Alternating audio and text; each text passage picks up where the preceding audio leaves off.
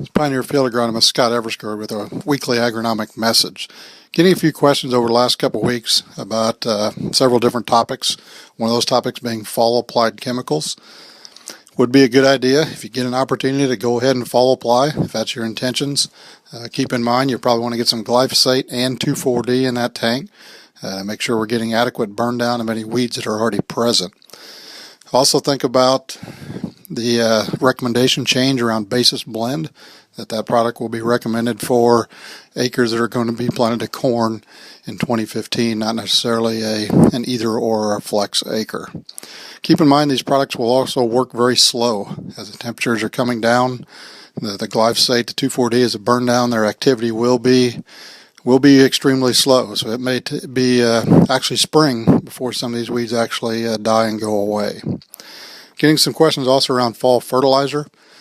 Again, fall fertilizer is a good idea. We know in any given year, any fertilizer we apply, only a certain percentage of that is going to be plant available in that year.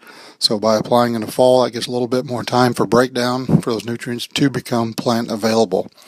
Would recommend to go ahead and soil test if you haven't in a few years.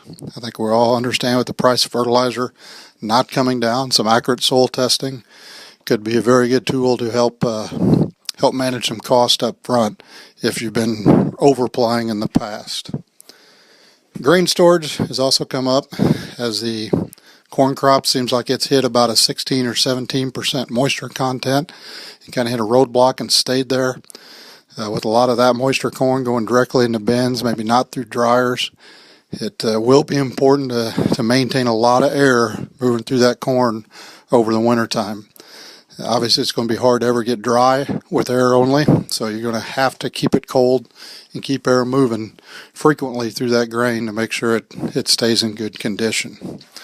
And lastly, as far as wheat goes, here a couple weekends ago, we had the opportunity to plant a lot of wheat.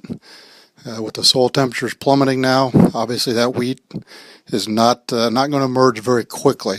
So it's not a big concern. There's a lot of times we've planted wheat and really don't see it come out of the ground until spring. It's really not alarming. One question I often get is around vernalization, that physiological process that has to happen in a wheat plant. That process can actually be triggered as early as the swell of the kernel early in the germination process. So in most cases, I'd say 90% of the cases, vernalization will not be an issue either. As always, if you have any questions throughout the next few weeks or throughout the winter, please give myself or your Pioneer sales professional a call.